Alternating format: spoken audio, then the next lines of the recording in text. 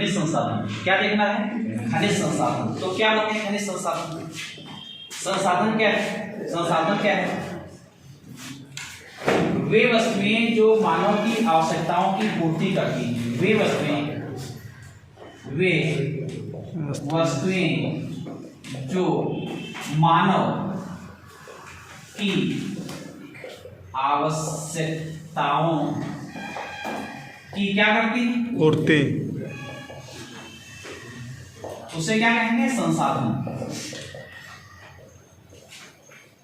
तो वे वस्तुएं जो मानव की आवश्यकताओं की पूर्ति करें उन्हें क्या कहते हैं? संसाधन। तो ये है संसाधन की बात है खनिज संसाधन। तो खनिज संसाधन में क्या आता है? खनिज संसाधन में तो वे वस्तुएं जो मानव के आवश्यकताओं की पूर्ति करें उन्हें हम संसाधन कहते हैं। तो खनिज संसाधन क्या है? तो खनिज संसाधन क्या है? तो खनिज में जैसे आप लोहा देखते हो, जैसे आप सोना देखते हो जी सर, जैसे आप चांदी देखते हो, जैसे आप हीरा देखते हो, जैसे आप अभ्रक देखते हो, जैसे मैग्नीज देखते हो, जैसे संगमरमर देखते हो इत्यादि, ये सब क्या है? खनिज संसाधन। क्या है? खनिज संसाधन। तो लोहा, सोना, चांदी, अभ्रक आदि आदि जो पदार्थ हैं ये सब खनिज संसाधन के अंतर्गत आते हैं। तो खनिज संसाधन ये हो गए। दूसरी बात ये है कि अब हम जानेंगे खनिज संसाधन कैसे बने होंगे और किन क्षेत्रों में विकास हुआ होगा। तो इसके लिए हम देखते हैं विशेषकर प्रायद्वीपीय भारत। कौन सा भारत? प्रायद्वीपीय। विशेषकर प्रायद्वीपीय भारत। विशेषकर प्रायद्वीपीय भारत, इसमें खनिज तत्वों की प्रधानता है। इसमें विशेष रूप से खनिज तत्वों की प्रधानता है। इधर गोंडवाना वाला क्षेत्र है, इधर और यहाँ इस क्षेत्र में एमपी वाले क्षेत्र में। तो इन जगहों पर अनेक प्रकार के खनिज धातु पाए जाते हैं। राज्यों की बात करें तो राज्यों में आप देखिएगा जैसे छत्तीसगढ़, जैसे छत्तीसगढ़ है, छत्तीसगढ़ के बाद झारखंड है। तो छत्तीसगढ़, झारखंड, झारखंड के साथ मध्य प्रदेश, मध्य प्रदेश के बाद में आता है उड़ीसा, उड़ीसा, उड़ीसा के साथ में जैसे आप राजस्थान की बात करते हो, राजस्थान के साथ जैसे गुजरात की बात करते हो, गुजरात के साथ जैसे महाराष्ट्र की बात करते हो, महाराष्ट्र के साथ जैसे आप कर्नाटक, कर्नाटक जैसे तमिलनाडु, जैसे आंध्र प्रदेश। इन राज्यों में विशेषकर अनेक प्रकार के खनिज धातु पाए जाते हैं। ये ऐसे राज्य हैं जहां पर विशेषकर खनिज धातुएं पाई जाती हैं। ये राज्य रहे, इनके वितरण इन राज्यों में है। तो हम अलग अलग तरीके से जानेंगे कि कौन सा धातु किस विशेष रीजन में पाया जाता है। जैसे कोयले की बात करते हो तो कोयला गोंडवाना लैंड वाले क्षेत्र अर्थात झारखंड और छत्तीसगढ़ वाले राज्य की बात आप करते हो। जैसे आप लोहे की बात करते हो तो लोहे में जैसे आप धारवाड़ चट्टान, धारवाड़ चट्टान है कि नहीं? धारवाड़ चट्टान, तो इस चट्टान के अंतर्गत आप जैसे लोहा देखते हो। और धारवाड़ चट्टान का विस्तार कहाँ में है? कर्नाटक। तो लोहे के साथ साथ कर्नाटक में कर्नाटक में खान है। कौन सी खान है जहां से सोना निकलता है? कोलार। तो कोलार देखते हो। तो धारवाड़ चट्टान हो गई, जैसे वहां पे लोहा मिल रहा है। जैसे कुडप्पा की चट्टान देखते हो, तो कुडप्पा में आपने चूना पत्थर वगैरह देखा होगा। जी सर, बिल्कुल, है कि नहीं? चूना पत्थर देखा कि नहीं? राजस्थान गए तो मकराना,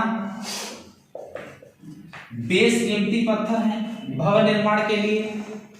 जैसे आप गोलकुंड आंध्र प्रदेश गए तो आंध्र प्रदेश में आपने हीरा वगैरह,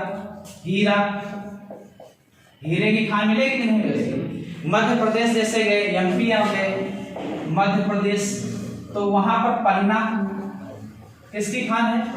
हीरे की खान है। तो इस प्रकार से आप देखो भारत में अभ्रक की बात करें तो अभ्रक में भी भारत रिच है। 80% अभ्रक भारत में पाया जाता है विश्व का, 80%। तो बहुत सारे ऐसे धातु हैं, इनकी अनेक प्रकार की विशेषताएं, वितरण, उपयोगिता, और जितना ही किसी देश में संसाधन में रिच होगा उतना ही आर्थिक रूप से समृद्ध देश होगा। और क्योंकि इनसे अनेक प्रकार के आधारभूत उद्योगों के विकास होते भी नहीं, और देश को एक आधार प्रदान करते हैं, आर्थिक समृद्धि लाते हैं, खुशहाली लाते हैं, जीडीपी बढ़ाते हैं, रोजगार जनरेट करते हैं। तो कहीं कहीं आप देखोगे कि कोयला भी पाया जा रहा है, लोहा भी पाया जा रहा है, अन्य पदार्थ भी पाए जा रहे हैं। तो वहां पर आयरन से संबंधित हमने इंडस्ट्री डेवलप कर दिया, वहीं पे लगा दिया। कहीं पे कोयला कहीं और है, सोना कहीं और है, या लोहा कहीं और है, तो उनको ट्रांसपोर्ट करके एक जगह पे लाते हैं, तब वहां इंडस्ट्री लगाते हैं। तो अनेक प्रकार की चीजें हमें देखना है। तो ये इनके रासायनिक गुणधर्म होते हैं, इनके रासायनिक गुणधर्मों के आधार पर बने होते हैं। तो हमें ये देखना है खनिजों का भारत में वितरण। देखोगे तो वितरण क्या है? वितरण समान है कि असमान है? असमान, क्योंकि प्रायद्वीपीय भारत में विशेषकर, क्योंकि यहाँ पर अनेक प्रकार की चट्टानें तो यहाँ पर ही निर्मित है। अगली एक बात आपको बताना है, जैसे गोंडवाना विशेष क्षेत्र में पाया जाता है। गोंडवाना लैंड में कोयला विशेष क्षेत्र में ही है, सब जगह तो मिलता नहीं। इसके साथ में आप देखोगे कि खनिज में आपको थोड़ा बताना है। तो खनिज के बारे में, जैसे धात्विक खनिज होते हैं,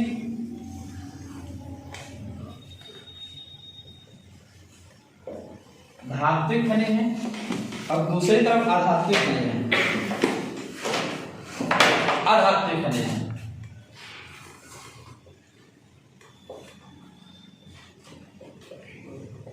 तो एक तरफ धात्विक खनिज है, दूसरी तरफ क्या है?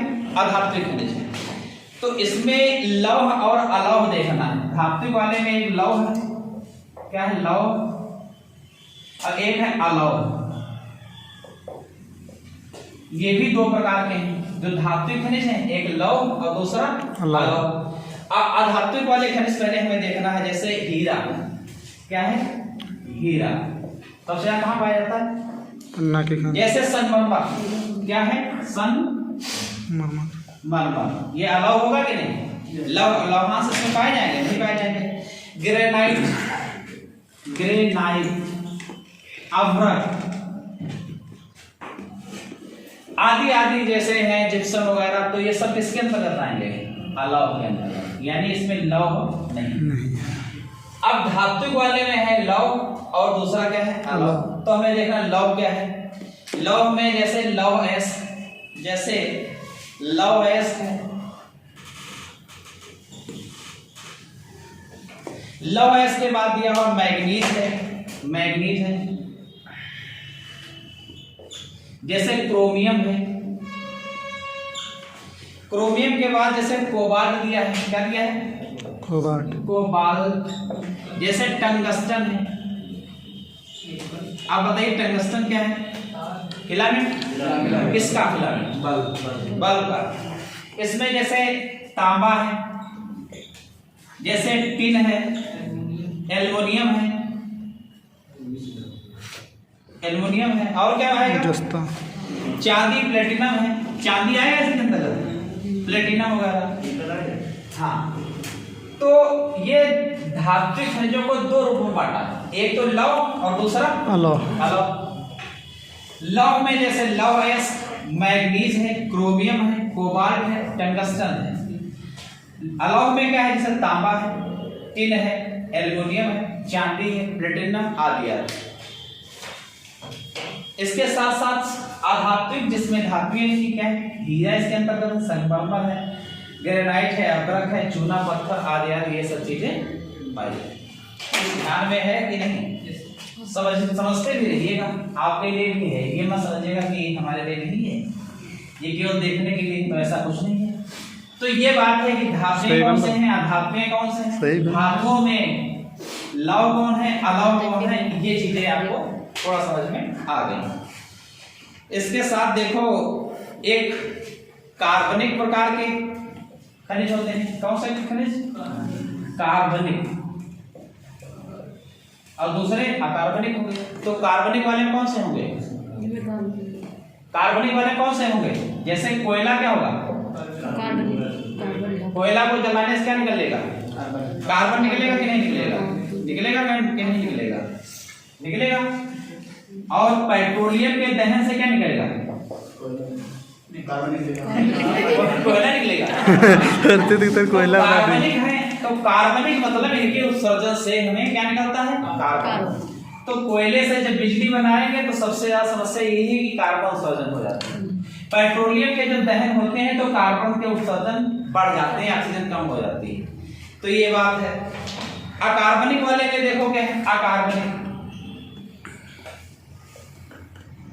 तो एक तो कार्बनिक, दूसरा क्या है? अकार्बनिक। तो अकार्बनिक वाले में देखा जाए जैसे अभ्रक, चूना पत्थर, अभ्रक, चूना पत्थर, ग्रेफाइट, क्या है? ग्रेफाइट। तो कार्बनिक वाले में जिनमें कार्बन निकला हुआ कोयला है, पेट्रोलियम है, और अकार्बनिक वाले में अभ्रक है, चूना पत्थर, ग्रेफाइट वगैरह इसके अंतर्गत पाए जाते हैं। अगली बात है, अगली बात देखिएगा,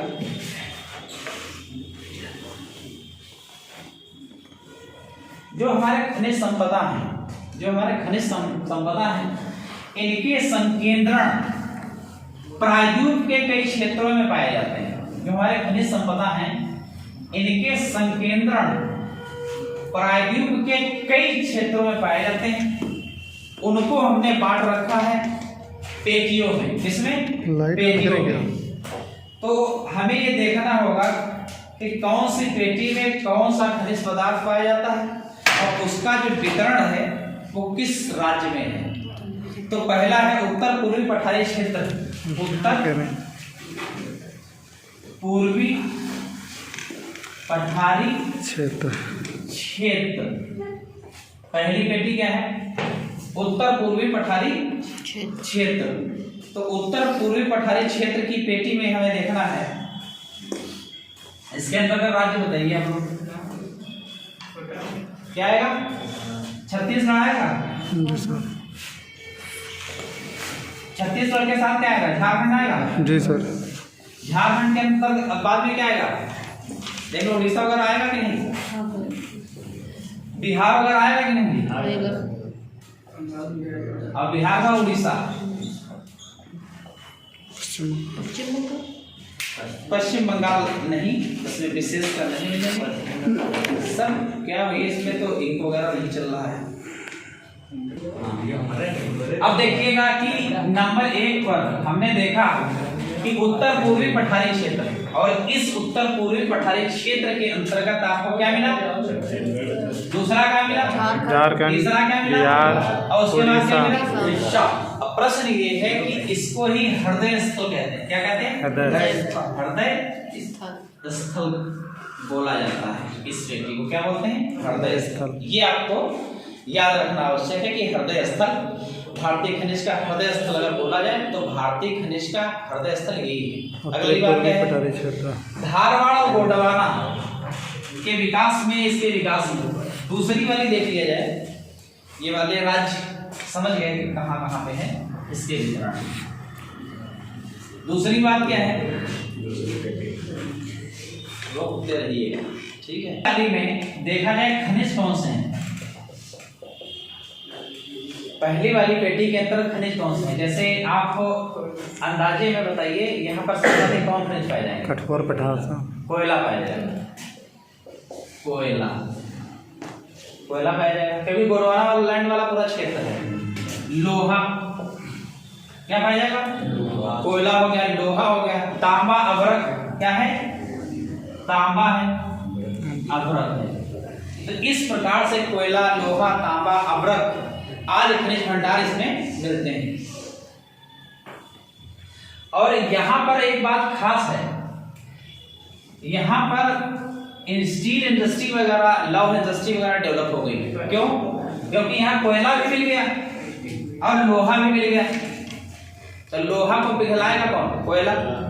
तो दोनों के क्षेत्र पास पास होने की वजह से यहाँ पर इंडस्ट्री डेवलप हो गई। क्योंकि अगर हम दूसरी जगह ले जाएंगे तो ट्रांसपोर्ट के खर्चे ज्यादा लगेंगे नहीं। भाई लोहा ले जाएं, यहाँ से कोयला ले जाएं, दोनों चीजें ले जाके अगली जगह बनाए तो उससे कोई मतलब नहीं है। अगर कोयला नहीं मिलता तो हो सकता है कि कोयला दूसरी जगह पे है, मान लीजिए यहाँ मिल रहा है, लोहा यहाँ मिल रहा है, एक सेंटर बना लेते हैं, इधर से इसको ले आते हैं और इधर से इसको ले आते हैं, ताकि ट्रांसपोर्ट कम लगता है। लेकिन जब पास पास है तो यही पर ने इंडस्ट्री को डेवलप किया है, लौह इस्पात एवं भारी मशीनरी उद्योग, लौह इस्पात से संबंधित। तो लौह इस्पात अब छोटा नागपुर पठार क्या है? छोटा नागपुर पठार,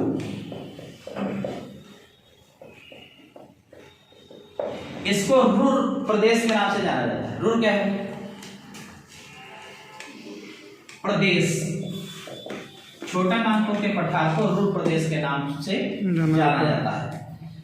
तो रुर क्या है भाई, इसके बारे में बताइए। इसे समझना है। उत्तर पश्चिमी पेटी या अरावली पेटी देख लीजिए। उत्तर पश्चिमी पेटी, अरावली पेटी नंबर 2 पर है। अरावली कहाँ पे?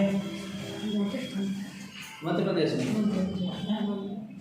राजस्थान सर, मध्य प्रदेश में कहाँ है? नहीं राजस्थान में। तो अगला है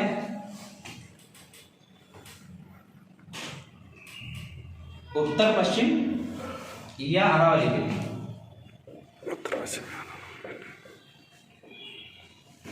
या फिर अरावली।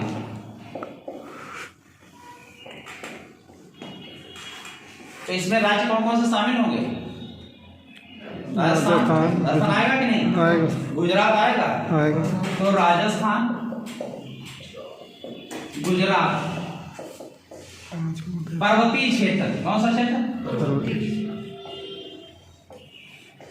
तो इसके अंतर्गत जो उत्तर पश्चिम या अरावली, अरावली से लगा लीजिएगा कि राजस्थान और उसका पड़ोसी राज्य कौन? गुजरात, ये क्षेत्र इसके अंतर्गत आते हैं। यहाँ धारवाड़ और कुडप्पा दोनों कर्मों के विकास मिलेंगे। धारवाड़ के कुछ अंश आ जाएंगे और कुडप्पा के। तो धारवाड़ और कुडप्पा के अंश आने से जानते हैं कौन कौन से धातुएं मिल जाएंगे। धारवाड़ में लोहा मिलता है कि नहीं? और कुडप्पा में क्या मिलता है? चूना पत्थर वगैरह देखा कि नहीं? चूना पत्थर देखे नजर पड़े पढ़े हैं। जावा खान में सबसे ज्यादा क्या मिलती है? चांदी मिलती। तो चांदी के भी विकास यहाँ पर मिलेंगे। इसके साथ तांबा है, बलुआ पत्थर है, और मकराना में राजस्थान में सबसे महंगा क्या मिलता है? पत्थर मिलता है, संगमरमर पत्थर लगा नहीं होता। तो इस प्रकार से यहाँ पर ये चीजें पाई जाती हैं। तो दूसरी ये पेटी है, कौन सी पेटी है? दूसरी पेटी है। तीसरी पेटी भी आपको भी पढ़ना है, थोड़ी थोड़ी समझ बना लीजिए, फिर लिखा देंगे, पूरा हो जाएगा। तीसरी पेटी के रूप में हमें देखना है मध्यवर्ती पेटी। मध्यवर्ती पेटी। तो मध्यवर्ती पेटी के अंतर्गत क्या आएगा? राज्य मध्य प्रदेश और मध्य प्रदेश हो गया। महाराष्ट्र आएगा, छत्तीसगढ़, राष्ट्र, और बताइए मध्य प्रदेश, महाराष्ट्र और क्या आएगा? छत्तीसगढ़ तेलंगाना को भी ले लिया गया। किसको? छत्तीसगढ़ गढ़ गढ़ और तेलंगाना। तो मध्यवर्ती पेटी के अंतर्गत एमपी है, महाराष्ट्र है, छत्तीसगढ़ है और तेलंगाना है। इतने राज्य मध्यवर्ती पेटी के अंतर्गत आते हैं। अब इसमें हमें देखना है कि कौन कौन से धातुएं हैं। तो एक तो कोयला है, क्या है? कोयला। दूसरा क्या आएगा? तांबा वगैरह आएगा कि नहीं? तो कोयला दिया हुआ है और कोयले के साथ साथ में देखोगे तांबा है, इन सबके भंडार हैं।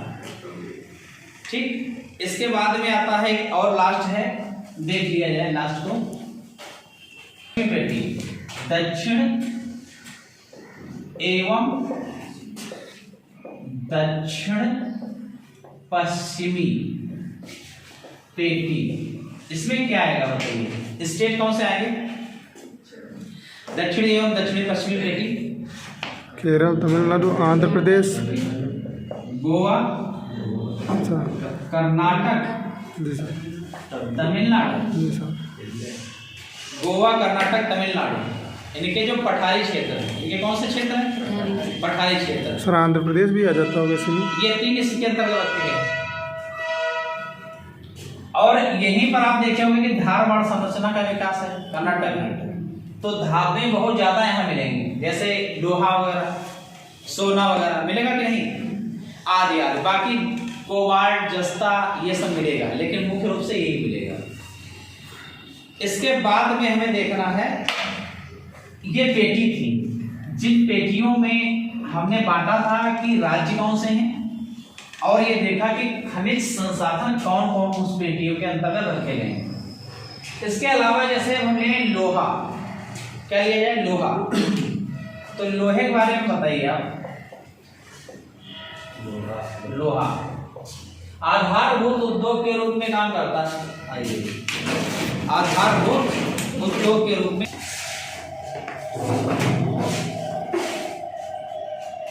तो 95% रिजर्व भंडार है इसका, कुल का 95% क्या है? इसका रिजर्व भंडार है। लोहे की किस्में कौन सी हैं? लोहे की किस्में कौन सी? मैग्नेटाइट, हेमेटाइट और लिमोनाइट, सिगराइट और क्या क्या मिलेगा इसमें? झारखंड, छत्तीसगढ़, झारखंड, छत्तीसगढ़, कर्नाटक, गोवा, आंध्र प्रदेश। कर्नाटक, गोवा, आंध्र प्रदेश। कर्नाटक, गोवा, आंध्र प्रदेश। तो छत्तीसगढ़, झारखंड, कर्नाटक, गोवा, आंध्र प्रदेश ये ऐसे राज्य हैं। और तमिलनाडु भी इसके अंतर्गत आता है। और दूसरी बात यह है कि इनके जो प्रमुख प्रकार हैं उनमें से मैग्नेटाइट, क्या है? मैग्नेटाइट है, और क्या है? हेमेटाइट है। तो मैग्नेटाइट बढ़िया है क्या? मैग्नेटाइट बढ़िया क्या? तो मैग्नेटाइट है और रंग इसका कैसा है? काला होगा। और लौहांश की मात्रा कितनी होगी? 72% है। हाँ, उसके बाद आता है हेमेटाइट। तो हेमेटाइट का रंग कैसा होगा? लाल होगा, लाल होगा। और इसमें परसेंटेज कितना है लोहे का? 60 से 70%। इसके बाद क्या आएगा? इसके बाद क्या आएगा? लिमोनाइट। तो लिमोनाइट में कौन सा कलर रहेगा? पीला कलर है, लोहे का पीला कलर है। और 40 से 60% इसमें लोहा पाया जाता है। उसके बाद आता है, अंतिम है सेडेराइट। क्या है? सेडेराइट। और सेडेराइट जो है कलर इसका भूरा है और 25 से 30 नहीं 40% के आसपास इसमें लौहांश की मात्रा पाई जाती है। तो अगली बात है तांबा। तो तांबा जो है, सुन लीजिएगा, पेन वगैरह नहीं चल रहा तो सुन ही लो। तो तांबा जो है धारवाड़ और कुडप्पा, धारवाड़ और कुडप्पा। सबसे पहले कौन सा रचना बनी? धारवाड़। उसके बाद में कौन सा संरचना बनी? कुडप्पा, आर्कियन। सबसे पहले आर्कियन, आर्कियन। फिर क्या बनी? धारवाड़, गोंडवाना, कुडप्पा। फिर क्या बना? विंध्याचल। विंध्यन के बाद क्या बना? 1 2 3 4 बन गया। उसके बाद में गोंडवाना क्या है? गोंडवाना अलग क्रम की है। गोंडवाना के बाद क्या पढ़ते हो? तो ये क्रम है लगातार चारों का। सबसे पहले आर्कियन, तो आर्कियन जब टूटी थी तो धारवाड़ बना। आर्कियन और धारवाड़ दोनों टूटी तो क्या बना? कुडप्पा। और ये तीनों के जो अवसाद हैं वो कहाँ पे हैं? विंध्याचल में। तो धारवाड़ और कुडप्पा में तांबा, और तांबा झारखंड के बाद आंध्र प्रदेश, और आंध्र प्रदेश के बाद क्या है? राजस्थान में तांबे की मांग अधिक है, इसकी उत्पादन कम। क्षेत्र कौन कौन है? झारखंड है, आंध्र प्रदेश है, राजस्थान। तो तांबे की मांग ज्यादा है लेकिन आपूर्ति कम है। अगली बात है कि आयात सबसे ज्यादा करेगा आयात सबसे ज्यादा कि नहीं? तो वो आयात जानते हैं कहां से करेगा? संयुक्त राज्य अमेरिका से करेगा, कनाडा से करेगा, और जिम्बाब्वे वगैरह। जिम्बाब्वे कहाँ? जापान से करेगा।